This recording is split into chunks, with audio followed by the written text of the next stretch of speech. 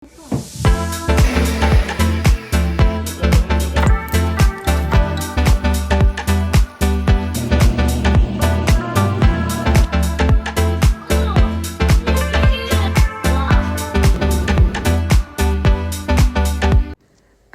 আলাইকুম সবাইকে। আশা করি সবাই ভালো আছেন। আলহামদুলিল্লাহ আমরাও ভালো আছি। আমার প্রথম একটা বড় ব্লগ দিয়ে শুরু করছি এবং শুরুতে দেখতে পাচ্ছেন আমরা একটা জিনিস বানাচ্ছি। আমার মেয়ে বানাচ্ছে অ্যাকচুয়ালি একটা ওয়াল হ্যাঙ্গিং ফ্রেম। ওর নিজের করা কিছু প্রিন্টেড এরকম ক্যালোগ্রাফি টাইপ কিছু একটা সে বানাতে চাচ্ছিল। সো জাস্ট ফ্রেমটা কিনেছে, বাকি জিনিসে তার মন মতো করে করেছে। অনেক সুন্দর হয়েছে। অ্যাকচুয়ালি আমার বেডরুমের জন্যই করেছে। দেখতে পাচ্ছেন অনেক সুন্দর করে অ্যারাবিক লিখেছে, সাথে এটার মিনিংটাও লিখে দিয়েছে। এই তো আর কি চলতেছে জীবন একটার পর একটা। তারপর শুরু হলো একটা প্রবলেম দিয়ে। সকালবেলা উঠে দেখে গাড়ি স্টার্ট হয় না, ব্যাটারি বসে গেছে, প্রচুর ঠান্ডা। সো আমরা বাসে করে যাচ্ছিলাম গাড়ি ব্যাটারি পিক করার জন্য। হোম ডেলিভারি এত তাড়াতাড়ি পাওয়া যাবে না। বাস দিয়ে ঘুরতে ভালোই লাগতেছিল অনেকদিন পর। এক বাস থেকে নেমে আরেক বাসের জন্য অপেক্ষা করতেছিলাম। এই তো আমার এটা অ্যাকচুয়ালি 2 দিনের ব্লগ হবে। 2 দিনের ব্লগ মিলিয়ে আমি ব্লগটা বানিয়েছি। আমার হাজব্যান্ড নিজে ব্যাটারি চেঞ্জ করেছে, যে পুরান ব্যাটারিটা পড়ে আছে। আমার ডেইলি লাইফ এই তো। তারপর দেখছেন আমার রান্না চলতেছে। এটা হচ্ছে আই থিঙ্ক আমি একটা সবজি বানাচ্ছিলাম পরোটার সাথে খাওয়ার জন্য। আমরা প্রতিদিন দুপুরে রাতে যে রেগুলার ভাত খাই সেরকমটা না, আমাদের মেনু চেঞ্জও হয়। ভাতের বদলে আমরা অনেক সময় সবজির সাথে পরোটা বা নান, ডিম আমাদের থাকেই। তো এগুলো দিয়ে আমাদের চলে যায়। সো অনেক হ্যাট্রিক টাইম যাচ্ছিল। তার মধ্যে চেষ্টা করছিলাম যে সুন্দর করে যাতে ভিডিও প্রেজেন্ট করতে পারি। 5 ফোড়নের গুঁড়া ইউজ করতেছি সবজিতে। 5 ফোড়নের গুঁড়াটা আমার ভালোই লাগে, দেশি ভাইব।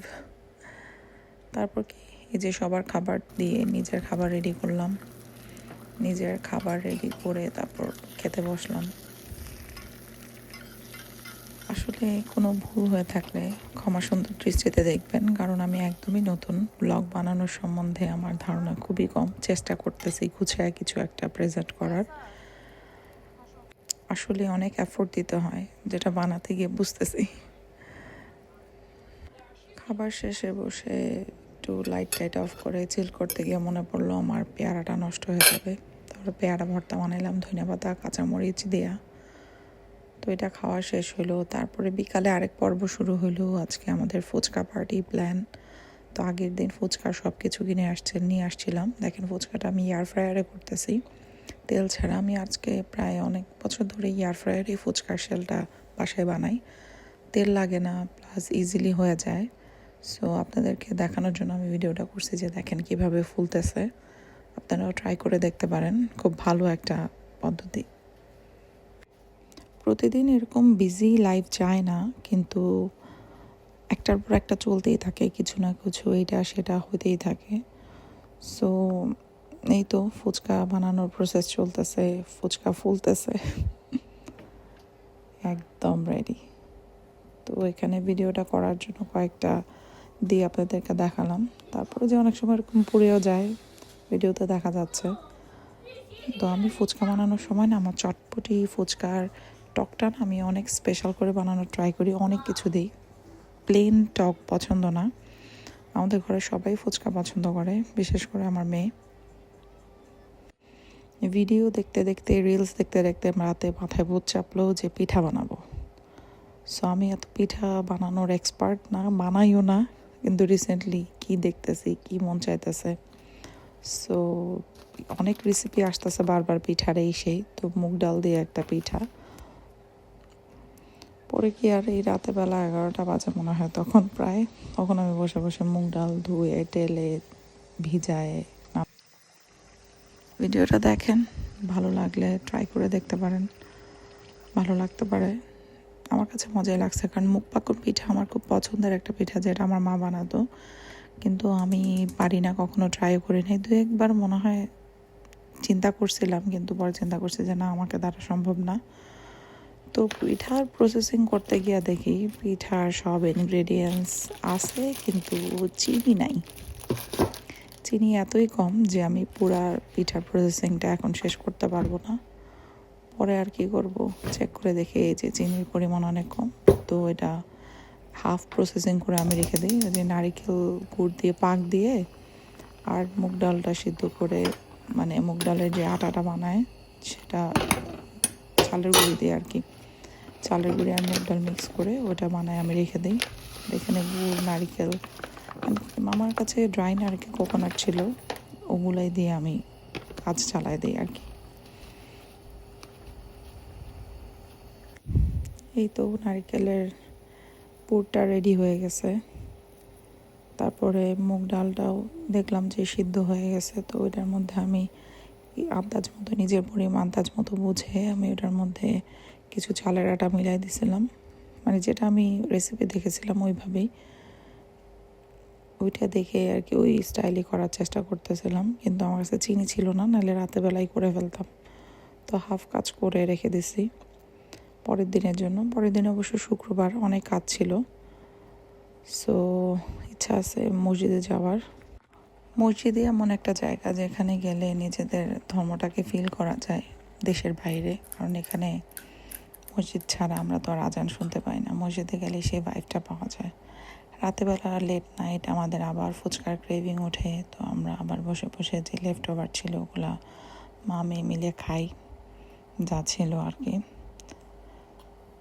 তারপর এই তো ফুচকা খাওয়া শেষ, তারপর ঘুম। পরের দিনের প্ল্যান, পরের দিন কি হবে না হবে, তো ফুচকার ভিডিওটা দেখেন। তারপরের দিন সকালে উঠে মানে দেখি আমার ছেলে উঠে আমার আগে বসে আছে। তারপর যাই রান্নাঘরে, যেটা মেয়েদের কাজ, ঘুম থেকে উঠে আগে রান্নাঘরে যে দেখি যে গরুর মাংস ভিজাইছিলাম কিন্তু এটা এখনও ছুটে নাই। সো চিন্তা করলাম যে এটা তো ছুটতে টাইম লাগবে, তো আমরা আমাদের নেক্সট স্টেপে যাই, কারণ নামাজের টাইম হয়ে যাবে। সো গরুর মাংসটা আর একটু বানিয়ে দিয়ে আমি ভিজিয়ে রাখি। তারপরে সকালে নাস্তার জন্য প্রিপারেশন নিই, যে সবাই ডিম, রুটি, চা, পরোটা যা যা আছে খায়াটায় আমরা আর কি নামাজের জন্য রওনা দেব। আমার মেজো ছেলেটা বাসায় ছিল না, কারণ ওর স্কুল শুরু হয়ে গেছে, ও স্কুলে গেছে, কিন্তু আমার মেয়ের ক্লাস নাই। ওর স্কুলে এক্সাম চলতেছে, কিন্তু ওর এক্সাম চলতেছে না, যার কারণে ওর ক্লাস অফ। তো নেক্সট উইক থেকে ওরও ক্লাস শুরু হয়ে যাবে। এই তো চলতেছে নাস্তার আয়োজন, পরোটা বানানো। আসলে ভিডিও বানাতে অনেক এফোর্ট দিতে হয়। আমি না অনেক ক্লিপ নিতে ভুলেও যাই, যেমন এই ভিডিওর পরে যে আমি চা বানাইছি, সে চাটা যে আমি ভিডিও করব হাতে নিয়েও ভুলে গেছি। যাই হোক, কি আর বলার, নতুন নতুন করতেছি, দেখি কয়দিন করতে পারি জানি না। আর কে আমার এই ভিডিও দেখবে, কেউ কি দেখবে কি না, কয়জন দেখবে, কি কমেন্ট করবে, কারো কি ভালো লাগবে। আমি শুরু করছি কি দেয়া নিজেও বুঝতেছি না, যা করতেছি তাই দেখাইতেছি। সামনে ফিউচারে চেষ্টা করব আরও ভালো কিছু করার, যদি মানুষ সাপোর্ট করে। তো আমাদের মসজিদে যাওয়ার রাস্তাটাও অনেক সুন্দর, মসজিদটাও অনেক সুন্দর, অনেক অনেক বড় একটা মসজিদ। সো ওখানের রাস্তা দিয়ে ঢোকার সাথে সাথেই না মনটা কেমন জানি অন্যরকম শান্তি হয়ে যায়, খুবই ভাল লাগে। এটা সেকেন্ড জামাতে আমরা গেছি, ফার্স্ট জামাটাতে যাওয়া হয় নাই। সো সেকেন্ড জামাতেই অনেক মানুষ, পার্কিং লট দেখে বুঝতে পারতেছেন অনেক মানুষ। ফার্স্ট জামাতে আরও বেশি ভিড় হয়। কেমন জানি অন্যরকম শান্তি, তাই না? কার কীরকম লাগে জানি না। মসজিদ তো অ্যাকচুয়ালি মেয়েদের জন্য যে যেতেই হবে, নামাজ পড়তে হবে, এরকম কোনো কিছু না। কিন্তু আমার যাওয়ার মেন উদ্দেশ্য হচ্ছে যে আমাদের দেশে তো মেয়েদের জন্য নামাজের ব্যবস্থা বা ওরকম পরিবেশ নাই। মেয়েরা ঘরেই খুব সুন্দরভাবে পড়ে, আজান শুনতে পায়। কিন্তু এখানে তো আমরা ঘরে নিজেরা যদি টিভিতে ছাড়ি বা ওরকম কিছু এছাড়া মানে আজান তো আমরা শুনতে পাই না, ওই পরিবেশটা আমরা পাই না। কিন্তু মসজিদে গেলে সেই ভাইবটা পাওয়া যায়।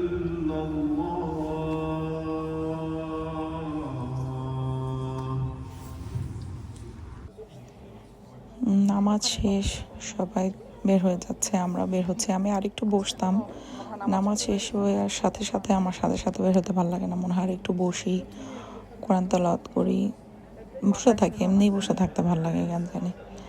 তারপরে বের হয়ে যেতে হচ্ছিল কারণ আমার অনেক কাজ ছিল, আমার বাজার করতে হবে, কারণ স্নো পড়বে, অনেক বেশি ঠান্ডা পড়বে, সেটার জন্য ওয়ার্নিং চলতেছে। বাজার শেষ করতে হবে আমার ছেলে স্কুল থেকে বাসায় আসার আগে। তো আমার হাতে মাত্র 1 ঘন্টা সময়, তো বাসায় যেয়ে আবার রান্না টান্নাও বসাইতে হবে, তো এজন্য বের হয়ে গেছি। নর্মালি মসজিদে আমি একটু সময় নিয়ে বসে থাকতে পছন্দ করি, কেন জানি আমার খুব ভালো লাগে। এই তো দেখেন কেমন সিরিয়াল লেগে আছে, সবাই বের হয়ে যাচ্ছে। আমার হাজব্যান্ড বলতেছিল যে আজকে যে পুলিশরা ছিল ওরাও মুসলমান, সেকেন্ড জামাতে ওরা নামাজ পড়ছে। এই যে আমাদের বাজার সদাই সব কিছু নিয়ে আমরা বাসার উদ্দেশ্যে রওনা দিচ্ছি। খালি চিন্তা করতেছি কোনটা আছে কোনটা নাই, কি লাগবে, লিস্ট লিখে নিয়ে আসার পরেও অনেক কিছু ভুলে যাই, কত কিছু যে লাগে। কিন্তু বাসায় যাওয়ার পর কিছুই খুঁজে পাই না যে কি বাজার করলাম, কি কিনলাম, কি কিনে নিয়ে আসলাম, খাবার কই, কি আনছি। কিন্তু করার সময় অনেক কিছু। এই তো বাজার টাজার রাইখা তারপর শুরু হয়ে যাব। বাকি বাজার কই, এই যে রান্না শুরু, সো প্রসেসিং শুরু। আমার মাংস কাটা, চিন্তা করলাম বিরিয়ানি রান্না করে ফেলি। মাংস 2 ভাগ করছিলাম, কিছু হাড়সহ মাংস ছিল, ওইটা আমি ডাল দিয়ে রান্না করব রেখে দিছি, ওইটাও আমি কষায় ফেলছি। আর এটা বিরিয়ানির জন্য প্রসেসিং করতেছিলাম। সো এই মশলাটা আমি নিজেই বানায় রাখি, এটা দিয়ে এটা আমি রোস্টেও দিই, বিরিয়ানিতেও দিই, সব মানে এই টাইপের আইটেমের মধ্যে আমি এই মশলাটা ইউজ করি। সব ধরনের গরম মশলা কোথায় জানি দেখা ওইটা ওই স্টাইলে আমি সবসময় বানায় রাখি। অনেক সময় কেনাটাও ইউজ করি, কিন্তু এটাই বেশিরভাগই ইউজ করা হয়। এই যে দেখেন আমার বিরিয়ানি কমপ্লিট। এবার সাথে চলতেছে আমার পিঠার প্রসেসিং, যে পিঠা রাতে রয়ে গেছিলো। সো এই যে পিঠার যে কাইটা আমি অনেক কষ্ট করে এটাকে হ্যান্ডেল করার চেষ্টা করতেছিলাম, কোনোভাবেই হচ্ছিল না। তো চিন্তা করলাম কোনো রকমে বানানো যখন শুরু করছি, বানানোটা তো কমপ্লিট করতে হবে। তো এই যে চলতেছে এভাবে করে পুর ভরে পিঠা ভাজ দিলাম, কতগুলো ছুটে যায়, কতগুলো হয় তো হয় না, কিন্তু আলহামদুলিল্লাহ ফাইনালি কমপ্লিট হয়ে গেছে। বানানো শুরু করছি তো শেষ তো করতে হবে, তখন মনে হচ্ছে আল্লাহ রে কেন যে প্ল্যানটা করছিলাম। এত রিলস আর ভিডিও দেখতে দেখতে মনে হইতেছিল যে বানাইতে হবে, সবই তো আছে বাসায়, ট্রাই করে দেখি। তো প্রসেসিংটা একটু অনেক লং টার্ম, পিঠা যেরকম হয় আর কি, যে কোনো পিঠাই কিন্তু অনেক সুন্দর করে গুছিয়ে বানাইতে হয়, অনেক প্রসেসিং থাকে, সেম থিং আর কি। তারপর এটা ভাজার পরে আমি চিনি শিরা বানাইছি, 1 কাপ চিনি 1 কাপ পানি এলাচি। তারপরে এটার মধ্যে পিঠাগুলো দিয়ে উঠাই ফেলছি, দিয়ে অনেকক্ষণ রাখি নাই কারণ বেশি সগি হয়ে যেতেছিল। পরে পিঠাগুলো উঠায় ফেললাম। এই তো পিঠার প্রসেসিং শেষ।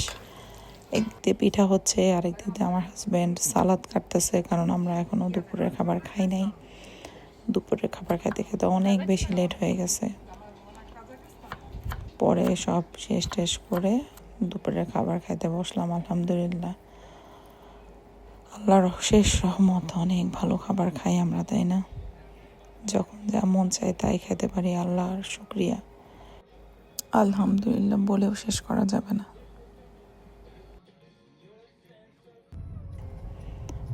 তারপরে আবার বের হয়ে গেছে, জানেন, বের হয়ে গেছি বাজার করতে, কারণ মনে পড়লো কিছু জিনিস আরও রয়ে গেছে, তো দেশি দোকান থেকে ওগুলো কিনতে হবে। তেমন বেশি ক্লিপ নিতে পারি নাই, একটু ভিডিও করছিলাম, মনে পড়ছে ও আমি তো ব্লগ করতেছি, সো কিছু তো ভিডিও আমার নিতে হবে। তো এটা একটা সাইড, এখানে একটা মিট প্রসেসিং হচ্ছিল, আমি অর্ডার করছিলাম, তো দেখতে খুব ভালো লাগতেছিল, চিন্তা করলাম ও এই ভিডিওটা করি, আপনাদের সাথে শেয়ার করি। এটা চিকেন না সরি টার্কি সালামি ছিল, আমার মেয়ে খেতে চাইছিল, তো চিন্তা করলাম যে ওর জন্য নিয়ে নিই। এর আগে একদিন গিয়ে পাই নাই, তো ওই দিন অ্যাভেলেবেল ছিল, তো অর্ডার করলাম যে আমাকে করে দেন, তো তখন করা হচ্ছিল আর কি।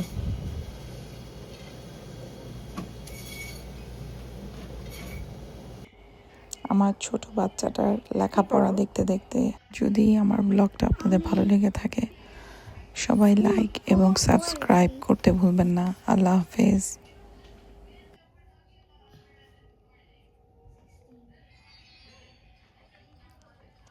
কি লেখো? এরা এটাতে